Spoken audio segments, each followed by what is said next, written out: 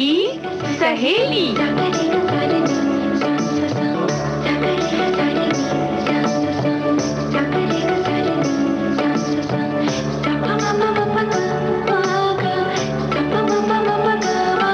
सखी सहेली।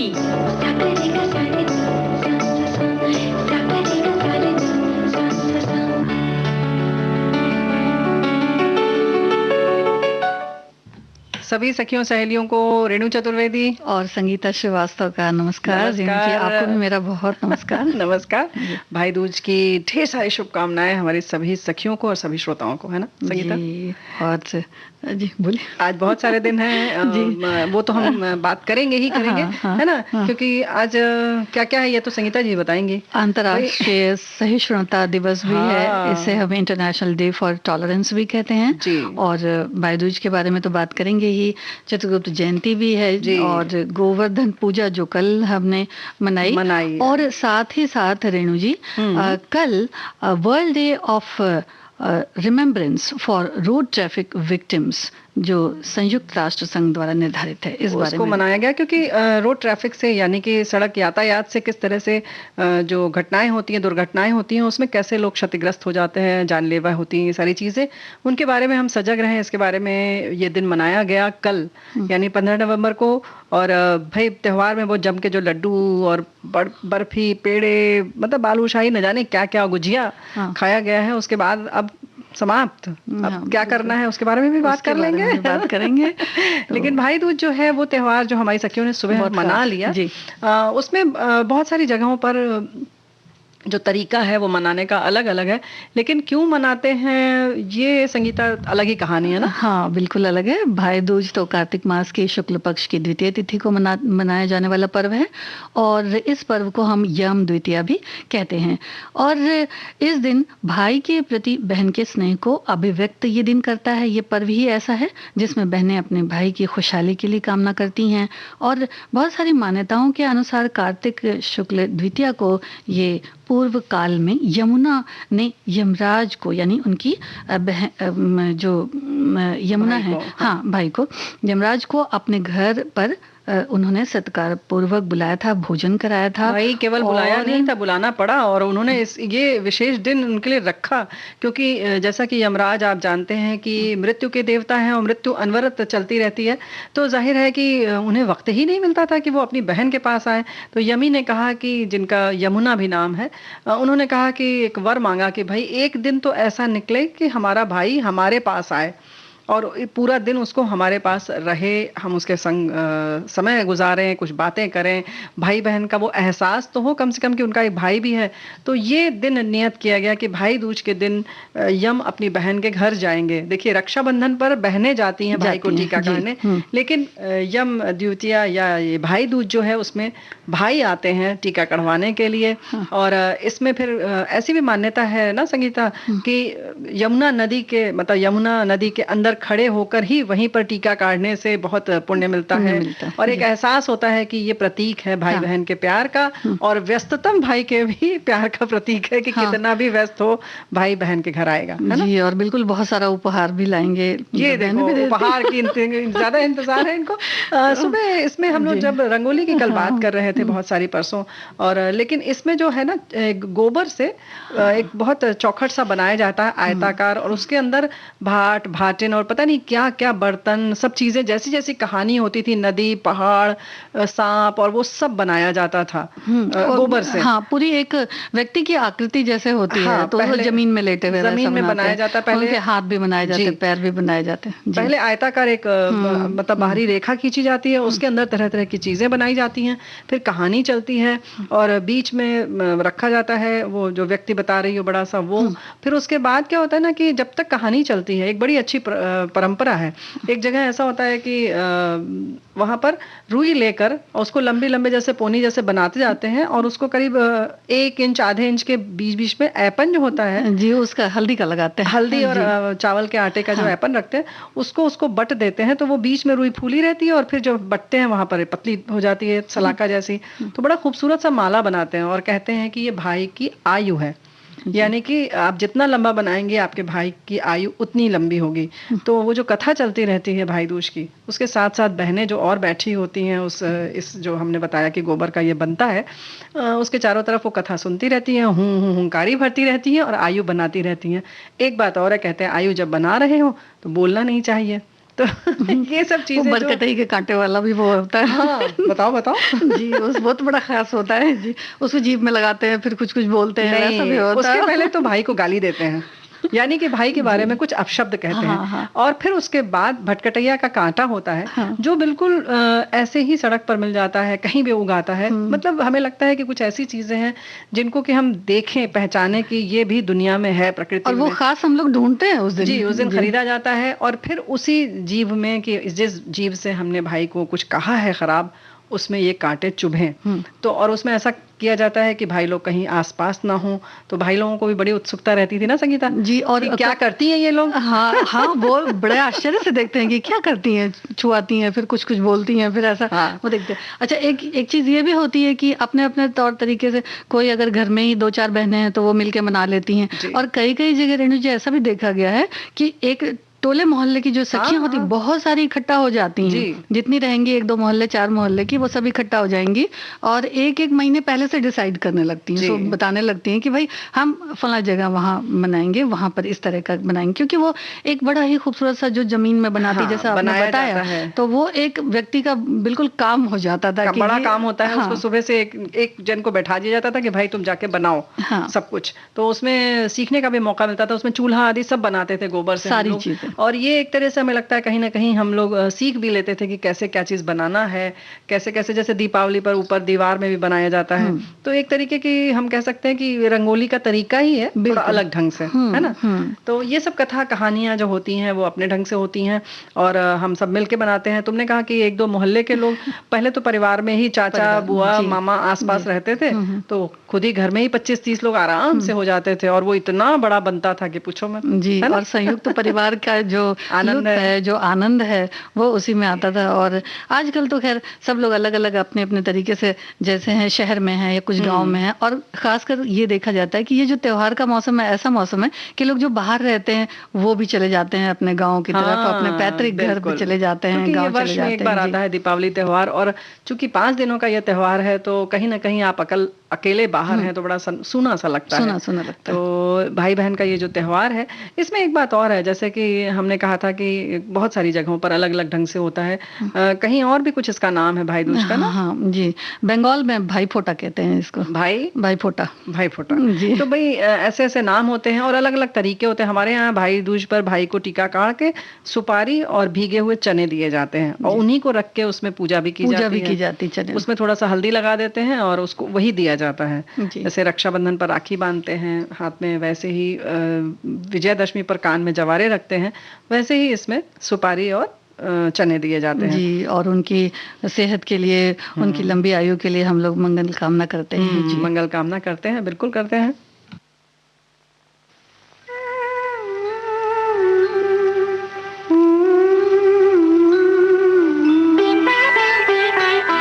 मेरे भैया मेरे चंदा मेरे अनमोल रतन, तेरे बदले में जमाने की कोई चीज न लूं। मेरे भैया मेरे चंदा मेरे अनमोल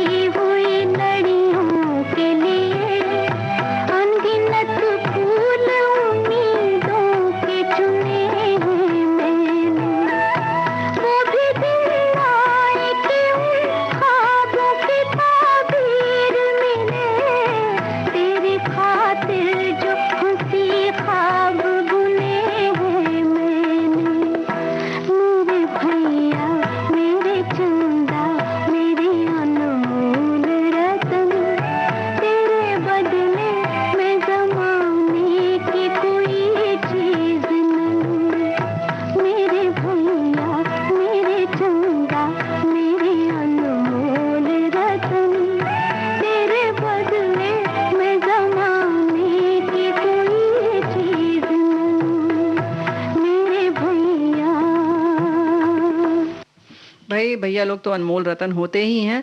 इसके साथ साथ अन्न जो है हमारे यहाँ के लिए भी बड़ा अनमोल माना जाता है ना। अन्न कितनी मुश्किल से हमारे किसान भाई इसे पैदा करते हैं, उपजाते हैं, और कितनी मुश्किल से, मतलब बारिश हो, चाहे धूप हो, चाहे ओला पड़े, चाहे कितनी भी ठंड हो, वो खेत की किस तरह से निगरानी करते हैं और अन्न हम तक पहुंचता है। तो अन्न जो है इसके लिए खास दिन है। व्यंजन कहने के लिए बहुत सारे बनाए जाते हैं अन्नकूट के दिन ना। सही था, व्यंजन भी बहुत सारे बनाए जाते हैं। और रेणु जी, खास कर देखा जाए तो किसान इतनी मेहनत करते हैं, जाते हैं जब, तो आजकल भी फसल की कटाई का ही दिवाली के वक्त जी मौसम चलता है, तो धान जो है वो गर्मी में जो बोए जाते हैं तो अब काटे जाते हैं। तो उस हिसाब से भी देखा जाए तो बड़ा ही खुशहाली का पर्व है। गोवर्धन पूजा कल हम लोगों ने मनाई, और इसमें ऐसा मानते हैं कि जो पूजा की जाती है वो गाय को गोधन या गोवर्धन जी, और वो पर्वत भी जो है वो भी एक जो पौराणिक कहानी है। और दूसरा ये कि गोवर्धन पर्वत कृष्ण जी ने उठाया था क्योंकि इंद्र का अहंकार नष्ट करने के लिए उन्होंने ये कार्य किया था। क्योंकि जब पहले सारा जो अनाज होता था वो कृष्ण, उससे पहले मथुरा में इंद्र को चढ़ाया जाता था। तो जब ये होने लगा तो उन्होंने देखा और इसका विरोध किया। हाँ, विरोध किया, और उन्होंने ये कहा कि इस तरह से, तो फिर इंद्र भगवान को तो बड़ा गुस्सा आया, तो उन्होंने कहा कि भाई वर्षा उन्होंने कर दी, और इतनी ज्यादा वर्षा कर दी कि फिर तो बहुत सब भर गया सब तरफ पानी। उसके बाद फिर कृष्ण भगवान ने अपनी सबसे छोटी उंगली में गोवर्धन पर्वत को धारण किया और कहा कि ये इस तरह से उन्होंने रक्षा की वहाँ के लोगों की, ब्रजवासियों की।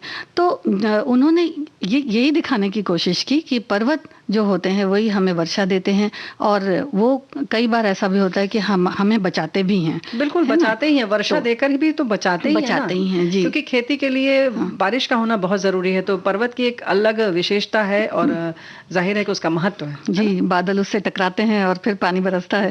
तो कृष्ण भगवान ने यही कहा फिर कि पूजा आप गोवर्धन पर्वत की करिए। तो इस तरह से ये भी एक पौराणिक कहानी है और मान्यता है। तो इस तरह से उन्होंने गोवर्धन पूजा की जो एक प्रचलन है, हाँ, एक परंपरा है, तो उस वक्त से शुरू हो गई। और उन्होंने ये भी क्या कहा जाता है कि उन्होंने ही अन्नकूट उत्सव मनाने की उसके बाद जो लोगों से कहा था, तो उसके बाद से ये मनाया जाने लगा अन्नकूट का त्योहार या गोवर्धन। और 56 तरीके के व्यंजन बनाए जाते हैं। कुछ लोग ऐसा करते हैं कि सारी सब्जियां मिलाकर एक बना लेते हैं। हाँ। कुछ लोग क्या सारी व्यंजन बनते हैं और ऐसे करते हैं कि चावल जो होता है भात बना हुआ, हाँ, उसका ऐसे पहाड़ जैसा बना लेते हैं, उसमें खुद घास फूस लगा देते हैं कि एक स्वरूप हो जाए पहाड़ का। तो ये अपने अपने ढंग से एक पुरानी चीजों को याद करने का तरीका है, संगीता, है ना।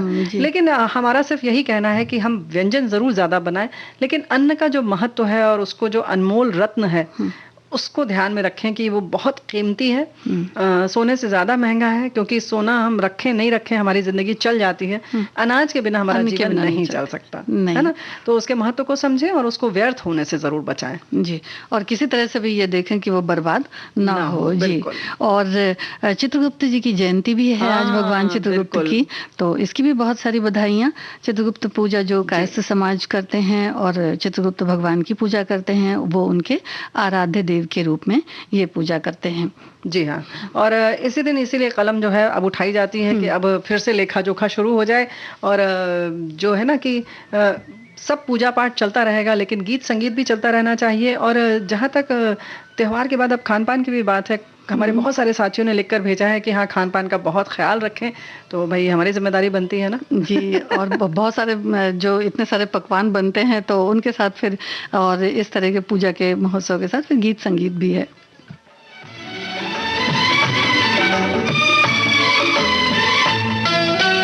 गीत गाता चल ओ साथी गुनगुनाता चल, गीत गाता चल ओ साथी गुनगुनाता चल, ओ बंधु रे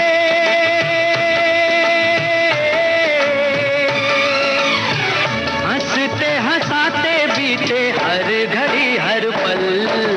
गीत गाता चल ओ साथी गुनगुनाता चल, ओ साथी गीत गाता चल ओ साथी गुनगुनाता चल।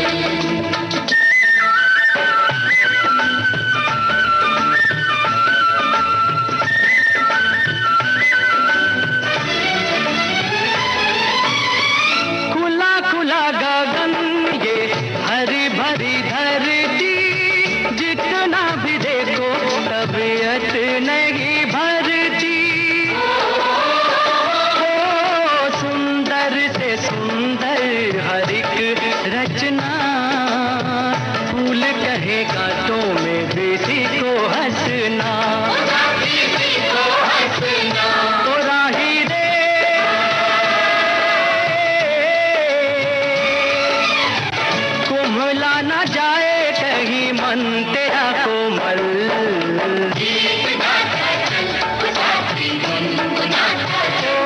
साथी गीत गाता चल, ओ साथी गुनगुनाता चल। हई हो, हई हो, हैया हो,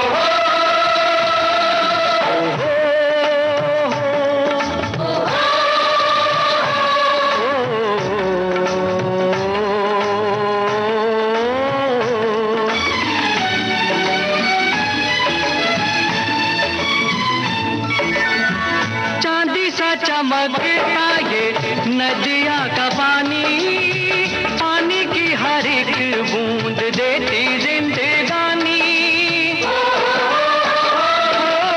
अंबर से बरसे जमीन से मिले, नीर के बिना तो भैया काम ना चले, ओ भैया काम ना चले। ओ मेघारे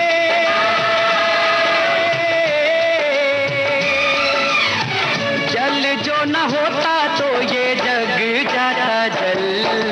गीत गाता चल, ओ साथी गुनगुनाता चल, ओ साथी गीत गाता चल, ओ साथी गुनगुनाता चल।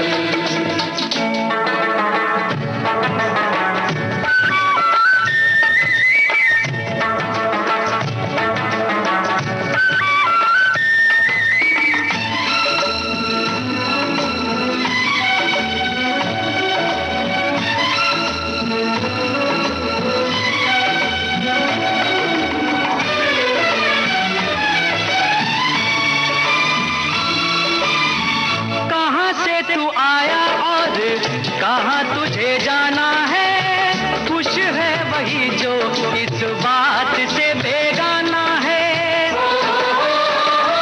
ओ चल चल चलती हवाएं करे शोर, उड़ते पखेरू खींचे मनवा की डोर, खींचे मनवा की डोर। पंछी रे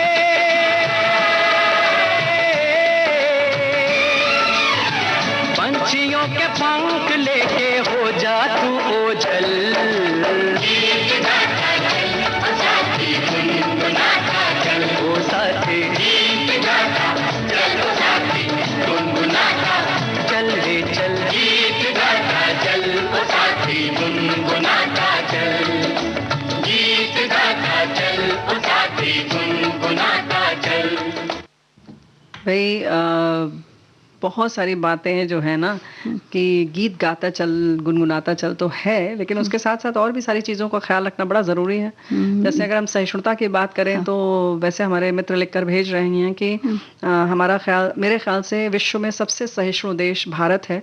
उसका कारण उसकी सभ्यता, संस्कृति तथा पुरातन इतिहास रहा है, और आज भी पूरे विश्व में भारत एक ऐसा देश है जो पूरे विश्व को एक परिवार मानता है ना।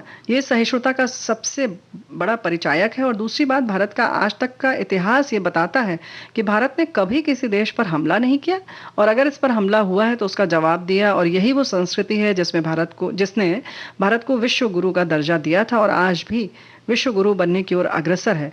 और बाद में कालांतर में ये हमसे छीन लिया गया था, लेकिन फिर हमें लगता है कि ये दोबारा प्राप्त हो जाएगा।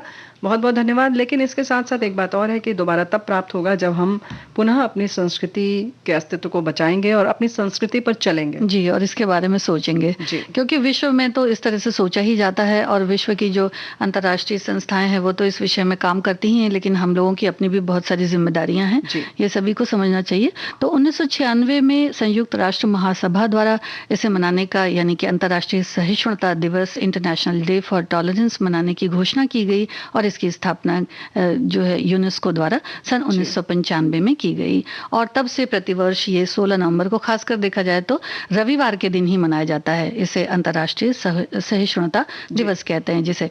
तो खतरे बहुत सारे हैं रेणु जी, और खतरों के हिसाब से हमें जागरूक होना पड़ेगा, क्योंकि ये तो इंटरनेट की दुनिया है और सभी एक दूसरे से बहुत जल्दी जल्दी जुड़ जाते हैं। और जैसे जंगल में आग फैलती है, वैसे कोई भी एक समाचार आता है तो तेजी से फैल जाता है। कुछ समाचार तो जल्दी फैलना बहुत जरूरी है, अच्छी बात है, अच्छी बातें हों तो फैलें तो अच्छा लगता है, लेकिन जब बहुत नकारात्मक बातें या जिनके जानने से लोगों के ऊपर कुछ भय आक्रांत हो जाएंगे या कुछ ऐसा हो जाएगा, तो वैसा न फैले तो बेहतर है। तब लगता है कि ये संचार माध्यम न होते तो अच्छा होता, हाँ। लेकिन अब संचार माध्यम तो है संगीता, जी। तो बेहतर है कि हम सजग रहें। जैसे तुमने कहा ना कि हमें सतर्क रहने की जरूरत है, क्योंकि हमारे हाथ में सब कुछ है इस समय, वही हथियार भी है और वही हमारे बचाव का माध्यम भी है। तो हम कैसे इस्तेमाल करते हैं, जैसे कि अगर इस समय हम सहिष्णुता की बात करें तो इसमें ये लागू हो जाता है कि जैसे कहीं किसी कोई भी लड़ाई झगड़े की बात हुई, हम एकदम से उत्तेजित हुए और हमने प्रतिक्रिया अपनी दे दी, प्रतिक्रिया देती है ना, जी। तो थोड़ा धैर्य रखिए। वहीं जैसे कि धैर्य न रखने से क्या होता है कि अक्सर जैसे हो जाता है कि अभी कोरोना समय में तो बहुत हुआ ऐसा कि अरे पता नहीं कल से दूध मिलेगा कि नहीं, लेके लोगों ने फटाफट हाँ। अपने और उसका फ्रीजर में रख लिया। जी, नतीजा तो ये हो गया कि कुछ लोगों ने बहुत सारा जी। इतना सारा सामान जुटा लिया कि जब मॉल में जाइए या किसी दुकान पे जाइए तो पता चला बाकी लोग लाइन लगा के खड़े जी। हैं, लेकिन सामान नहीं मिल रहा है। सामान नहीं मिल जी। रहा है, और जबकि जितने लोग थे और जितनी जरूरत थी हाँ। उस अनुपात में सामान था, लेकिन अत्यधिक इकट्ठा कर लेने के कारण कहीं कहीं बच्चों तक को नसीब नहीं हुआ दूध। तो इस तरीके की दिक्कतें आई। तो ऐसे समय में थोड़ा सा सहिष्णु रहें, यानी धैर्य रखें। कुछ मिल रहा है, जो नहीं मिल रहा है उसी में काम चला लीजिए। जरूरी नहीं है कि आप रोज आलू प्याज खाएं या तेल में तली हुई सब्जी ही खाएं, सूखा खा लीजिए कुछ, मतलब पेट भरने से मतलब है। अगर कोई आपातकाल आया है तो कुछ सहिष्णुता का परिचय दीजिए। और हमें लगता है कहीं ना कहीं जो रोजा हम रखते हैं, व्रत रखते हैं, वो इसीलिए है कि हम आदत डाल लें कि हम कम में भी काम चला सकते हैं, है ना। जी, और बहुत सारे लोगों ने उस समय बढ़ चढ़ करके जो परेशानी थी उसको हल करने की कोशिश भी की, लोग लगे रहते थे उसके, लेकिन ज्यादातर यही देखा गया कि लोग बहुत सारी चीजें जमा कर लेते थे। तो ऐसा हो सकता है कि भाई इस वजह से कुछ इस तरह की अफवाह फैल जाए, लेकिन आजकल इंटरनेट है तो अफवाह से तो फिर भी बचा जा सकता है। इंटरनेट तो इतनी जल्दी ये फैल जाता है कि कोई भी बात, तो बस इससे बचना बड़ा मुश्किल है। यानी नहीं फैलेगा जरूर, जैसे हमने कहा आपको पता जरूर लगेगा, लेकिन अब आप अपनी परिचय दीजिए धैर्य का कि किस तरह से आप उसको संभल के चलते हैं, कि एकदम से प्रतिक्रिया कर देते हैं या उत्तेजित हो जाते हैं। यहीं पर जरूरत है कि कहीं कोई तकलीफ हो, कुछ दिक्कत हो, तो थोड़ा सहिष्णु होने का परिचय दें। सहिष्णुता इस समय बहुत जरूरी है कि जैसे कि अभी बंधन है हमें कि हमें नहीं निकलना है, तो सहिष्णु बनकर घर में रहें, थोड़ा सा टालें इन सारी चीजों को। ये नहीं कि मन विचलित हो गया कि हमें घूमना है तो बस घूमना है ना। जी, और सहिष्णुता और इसी से मिलते जुलते विचारों को बढ़ावा देने के लिए एक तरह के पुरस्कार की घोषणा भी की गई है रेणु जी। अच्छा। वैज्ञानिक, कलात्मक और संस्कृति या संचार क्षेत्र में, इसके क्षेत्र में महत्वपूर्ण जो गतिविधियों में लोग भाग लेते हैं और इससे जो सहिष्णुता फैलती है, या जो ये कहते हैं कि असहिष्णु हमें नहीं होना चाहिए, और इस क्षेत्र में जो काम करते हैं उनके लिए विजेता होने पर कुछ नगद पुरस्कार भी हैं, कुछ प्रशस्ति पत्र भी हैं जो दिए जाते हैं अंतर्राष्ट्रीय सहिष्णुता दिवस के अवसर पर दिए जाते परिलक्षित हैं करते हुए। तो ये बात तो इसलिए सिर्फ है संगीता की ताकि लोग सहिष्णु बने और उसके महत्व को समझें। और जैसा कि हम लोग बात कर ही रहे हैं कि सहिष्णु रहने से सिर्फ आपको मतलब आराम नहीं मिलेगा, बल्कि ये समाज की जरूरत है और आपके आसपास के लोगों की आवश्यकता है। एक स्वस्थ समाज के निर्माण के लिए सहिष्णु होना बहुत जरूरी है, क्योंकि अगर सभी लोग ऐसे परेशान हो जाएंगे और बिल्कुल भी बर्दाश्त करने की क्षमता नहीं होगी तो कितनी मतलब परेशानी व्याप्त हो जाएगी। तो कभी आप बेचैन हो रहे हैं तो आप सोचिए कि नहीं, थोड़ा समय ले लीजिए कि चलो इस समय को गुजर जाने दो, थोड़ा बर्दाश्त कर लो। और एक जमाना ऐसा भी था जब मीडिया इतना ज्यादा सशक्त नहीं हुआ करता था, जब इंटरनेट से इतना ज्यादा हम लोग नहीं जुड़े हुए थे, तो उस समय भी हम अपने मन को, अपने आप को कभी ना कभी बैलेंस करते थे, समझाते थे, और अगल बगल किस तरह की क्या गतिविधियां चल रही हैं उसमें भी हम लोगों की नजर रहती थी। और फिर लोग समझदारी से, जागरूकता से अपनी अगर कोई प्रतिक्रिया है तो वो दिया करते थे। तो अगर कुछ न समझ में आ रहा हो तो बेहतर है रेणु जी की उस पर प्रतिक्रिया नहीं दी जाए। बिल्कुल सही बात है।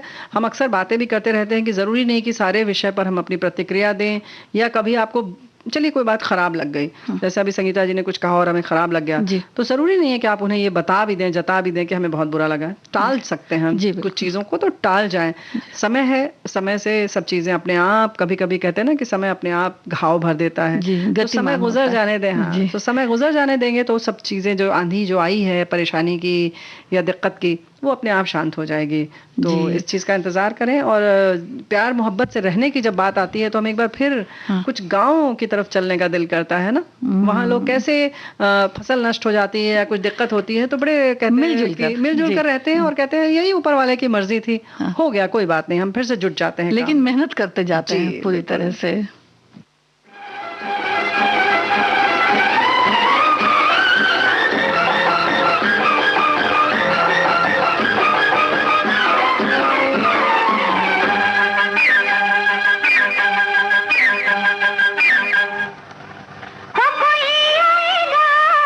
आएगा आएगा हमरे गाँव कोई आएगा, प्यार की डोर से बंध जाएगा, हमरे गाँव कोई आएगा, ओ कोई आएगा आएगा आएगा, हमरे गाँव कोई आएगा, प्यार की डोर से बंध जाएगा, हमरे गाँव कोई आएगा।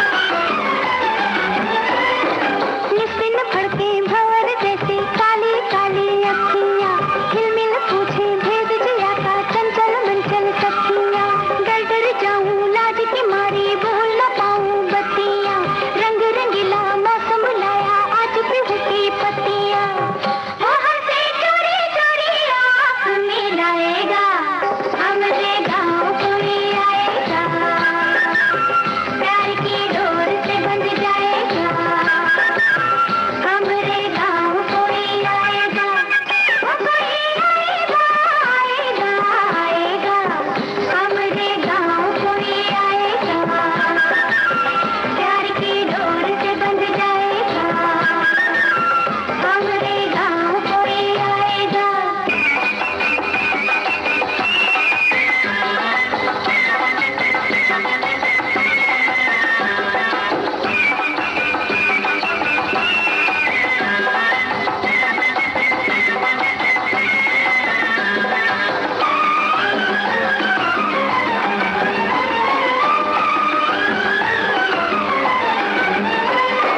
दिन का सूरज रात का चंदा राहों का उजियारा, होए होए हमरे नैन पे छाया बिन देखा मतवारा, राम ही जाने कैसा होगा सपना जिसका प्यारा, हाय रे जिसकी आस से हम पर प्यार का जादू डारा, वो हमें मीठी मीठी नींद चुराएगा, हमरे गाँव कोई आएगा, प्यार की डोर से बंध जाएगा, हमरे गाँव कोई आएगा, ओ कोई आएगा आएगा आएगा, हमरे गाँव कोई आएगा, प्यार की डोर से बंध जाएगा।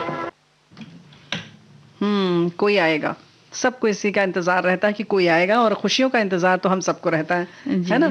और ये जो रोशनी का त्यौहार है, रोशनी हम जैसा कि हम लोगों ने बार बार कहा कि रोशनी जो है खुशियों की हो, ज्ञान की रोशनी हो, या यूं कहें कि समझदारी की रोशनी हो, सहिष्णुता की रोशनी हो, वहीं जो भी समाज ने, सरकार ने नियम कानून बनाए हैं उसकी जानकारी की रोशनी हो हमारे पास। अंधकार अगर मिटाना ही है तो हम अपने घमंड का, अपने अहंकार का मिटाएं। तो कुछ इस तरीके से जो त्यौहार आते हैं वो ये कुछ ऐसे ही सबक देते हैं, जी, सिखा जाते हैं कुछ ना कुछ। लेकिन अब तो त्योहार भाई ऐसा है कि खत्म हो भी गया, मन भी नहीं कर रहा है ना खत्म हो, बिल्कुल नहीं मन कर रहा।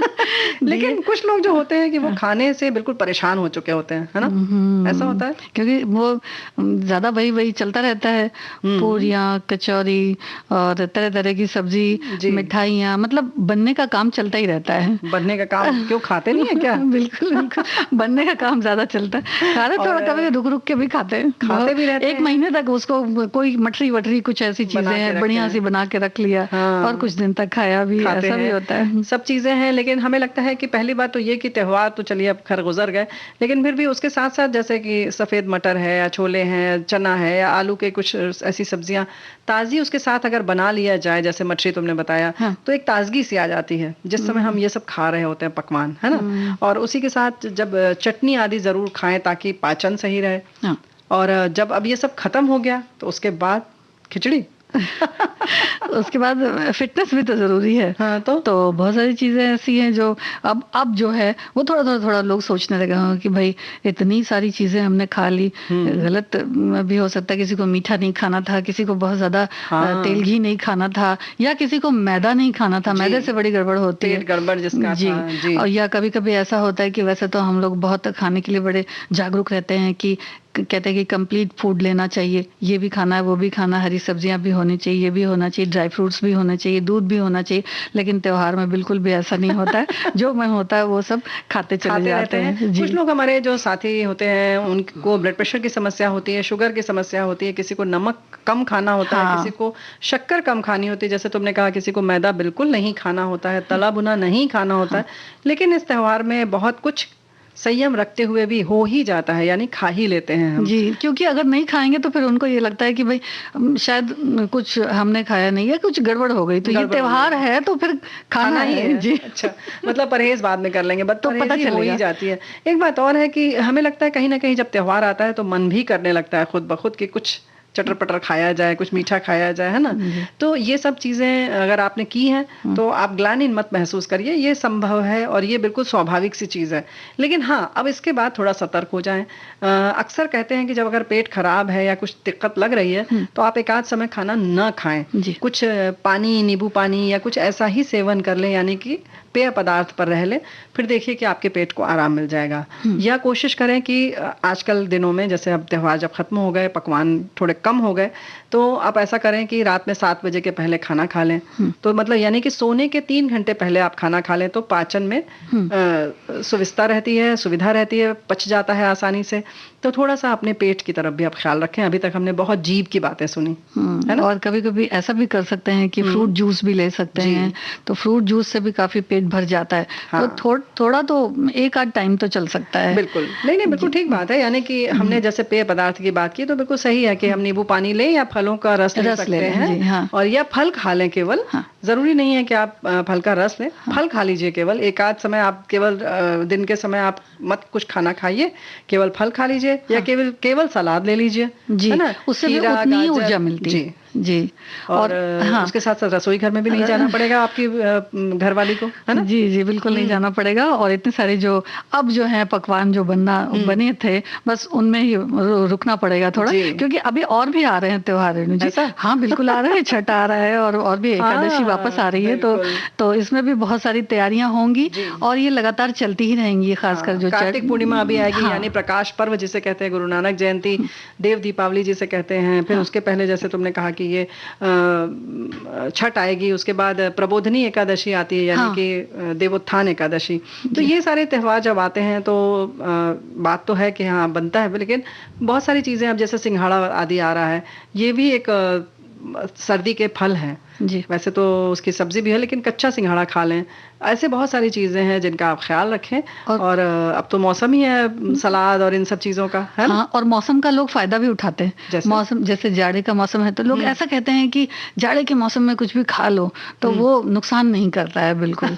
ऐसा भी कहते हैं, तो इसलिए भी खाते चले जाते हैं, सेहत का उतना ध्यान नहीं रखते, बस बिल्कुल जम के जो त्योहार है वो मनाए जाते हैं। तो काफी मात्रा में कुछ चीजें ऐसी होती है जिसमें काफी मात्रा में फैट होता है और कार्ब होता है। तो इस तरह से अगर कोई चीजें हैं जो आपकी जो शरीर है उसमें कुछ चीजें ऐसी जो पानी को रोकती हैं, है ना। तो जैसे इसी तरह के जो खान पान की चीजें होती हैं, जी, पानी को रोकती। तो ऐसे जो फल हैं या कुछ इस तरह के, जैसे चने का सत्तू वगैरह जो होता है वो होता है, जौ का सत्तू वगैरह होता है, तो ऐसी चीजें भी ले सकते हैं। इनसे भी बहुत एनर्जी मिलती है। कुछ मक्के का जैसे कॉर्नफ्लेक्स टाइप का आता है, तो वो भी अब तो बहुत सारी चीजें, ओट्स है, मूसली है, अब ऐसी चीजें आने लगी जो आप सिर्फ दूध में डालिए और खा लीजिए। तो 1-2 समय आप यही करें। या कि ओट्स जैसे अभी बात की हमने, तो उसका नमकीन भी आता है, वो भी आप बना के खा सकते हैं। तो कुछ हल्का हल्का इस तरीके का खाना शुरू करें, दूध में से केवल कॉर्नफ्लेक्स ले लें या दलिया खा लें नमकीन आप, तो अब आ जाइए अपने सुधार उसमें कार्यक्रम में और हो गया बहुत त्यौहार। लेकिन साथ साथ ये भी ध्यान रखें अपने भोजन का भी। और जब ध्यान रखने की बात आती है तो हमने दिए जलाए, और अभी तो प्रकाश पर्व तक शायद लोग जलाएंगे रोज, आकाश दीप भी जलाने की परंपरा है जी। इस दीपावली से पूरा खूब ऊंचे ऊंचे लकड़ी के बांस लगाकर और उसके ऊपर एक बल्ब या कुछ ऐसे दिए जलाने की परंपरा है। और ये बड़ी पुरानी परंपरा है जी, बहुत काशी में पुरानी। गंगा में के किनारे जो घाट होते हैं उसमें ऊंचे ऊंचे बांस पर ऐसे टोकरी लटका देते हैं, उसमें दिए जलते रहते हैं। वैसे शायद इसलिए जलाया जाता है कि लोग गंगा स्नान करने जैसे सुबह जाते हैं तो कार्तिक के समय अंधेरा रहता है सुबह भोर में, तो उस समय लोगों को प्रकाश मिले, तो ये शायद परंपरा इसलिए है।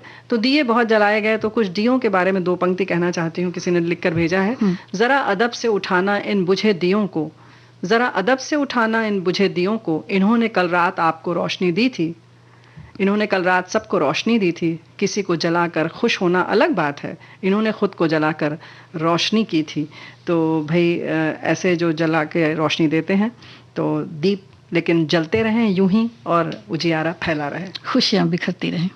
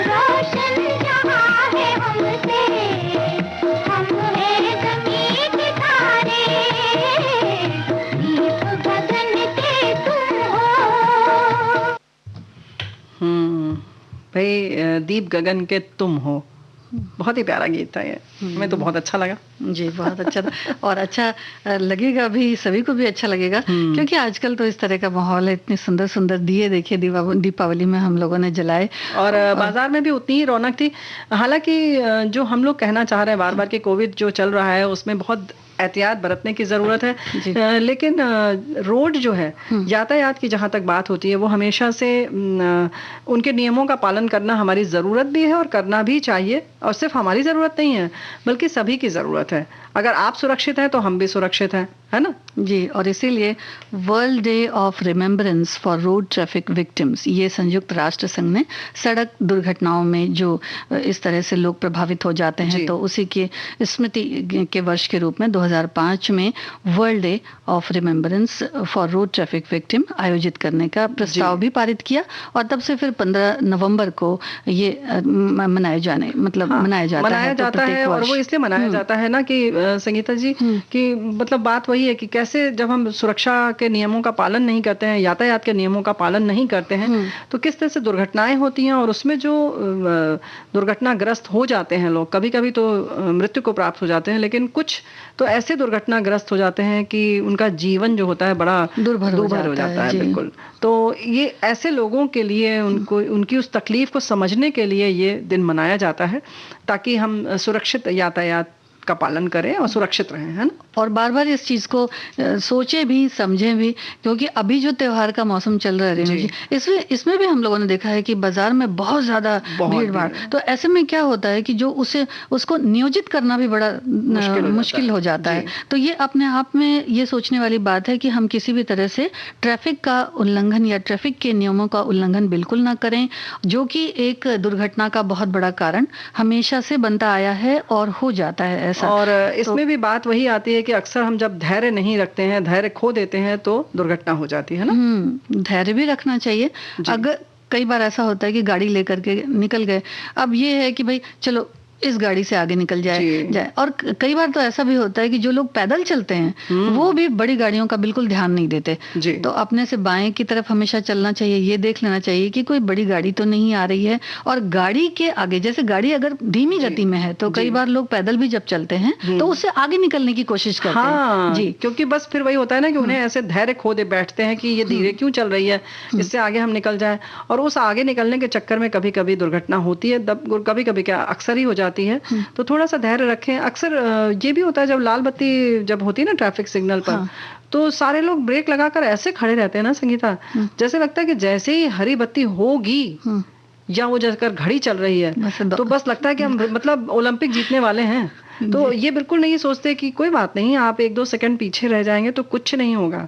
अगर आप कभी जोड़ें, मतलब अगर आप कहीं आपको पहुंचना है और आप थोड़ा आराम से चलें, तो आप देखिएगा 5 या 10 मिनट का ही अंतर आता है, लेकिन बहुत बड़ी दुर्घटनाओं से हम बच जाते हैं। उसके बीच का जो अंतराल होता है वो बड़ा खतरनाक होता है। कि अगर हरी बत्ती है, लाल बत्ती है, उससे हरी बत्ती हुई या वो टाइम दूसरे की तरफ की ट्रैफिक की जाने का, तो ये तो देखना चाहिए कि उस बीच में जो ट्रैफिक बीच के मतलब वो जो गाड़ियां बीच में रह गई हैं तो उन्हें तो कम से कम जाने दो। उससे पहले ही मतलब ये जिनको रुक नहीं सकती तो जिनको हरी लाइट मिली है या जिनका टाइम खत्म हो गया तो वो फटाक से वो आगे बढ़ जाते हैं। अच्छा, वो अपनी स्पीड इसलिए ज्यादा रखते हैं कि कहीं ऐसा ना हो कि फिर से लाल हो जाए। अच्छा, उनको निर्बाध जाने भी देना चाहिए, क्योंकि उस समय उनके जाने का समय है जिसके लिए भी हरी बत्ती हुई है। तो ऐसे में जिनके लिए लाल बत्ती है या जिनको रुकना है, उन्हें रुके रहना चाहिए ताकि वो लोग अपनी फुल स्पीड में जा सकें, यानी कि खूब तीव्र गति से भाग सकें, है ना? जी, उसके लिए वो टाइम भी दिखाते हैं जी, उस पे टाइम भी पड़ा रहता है। और अगर हम लोगों को पैदल चलना है तो हमें जेब्रा क्रॉसिंग से चलना है, इसको भी इंगित करते हैं ट्रैफिक सिग्नल्स जो होते हैं। तो जो घटते हुए नंबर होते हैं उनको जो चालक होते हैं उनको थोड़ा सा देखना चाहिए कि अगर वो 5 पे है, 5 के बाद 4, 3, 2, 1 इस तरह से होंगे, तो अगर आप समझते हैं कि इतनी देर में आगे नहीं बढ़ पाएंगे तो तब तक फिर उतने समय को छोड़ देना चाहिए।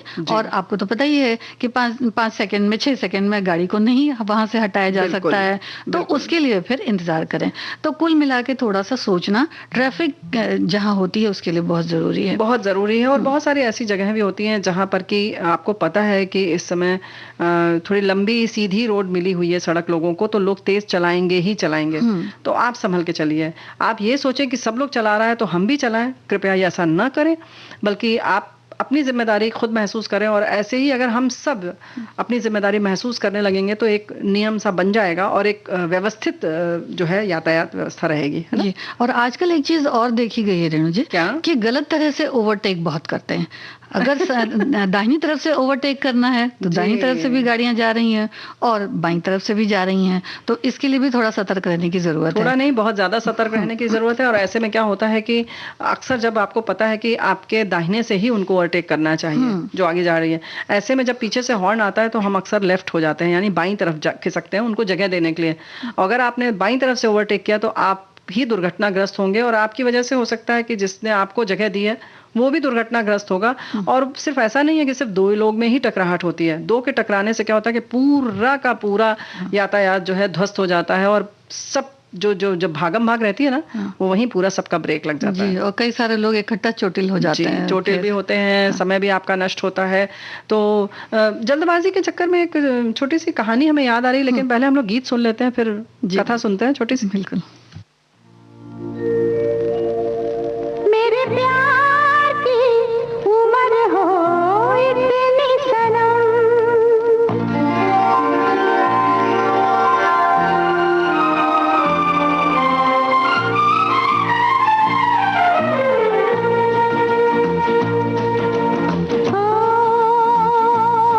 मेरे प्यार की उम्र हो इतनी सनम, तेरे नाम से शुरू तेरे नाम पे खत्म, मेरे प्यार की उम्र हो इतनी सनम।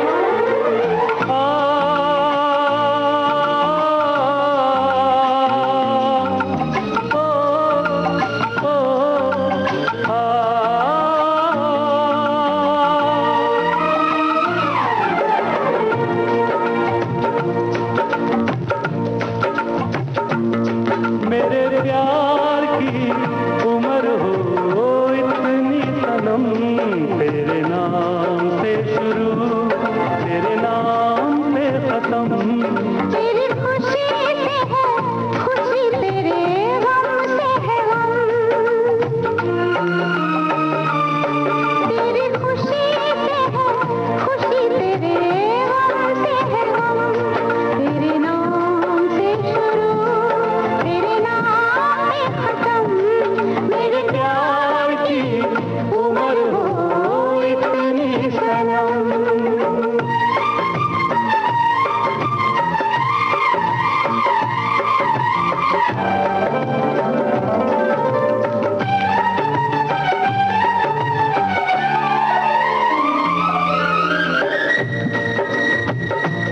मेरे सपने गुलाबी नींदें हो गई जवां, मेरे सपने गुलाबी नींदें हो गई जवां, लो आके तेरी बाहों में, लो आके तेरी बाहों में, मैं खो गई कहाँ। हाजिर है जान जाने मन जान की कसम, हाजिर है जान जाने मन जान की कसम, तेरे नाम से शुरू तेरे नाम पे खत्म, मेरे प्यार की उम्र हो इतनी सनम।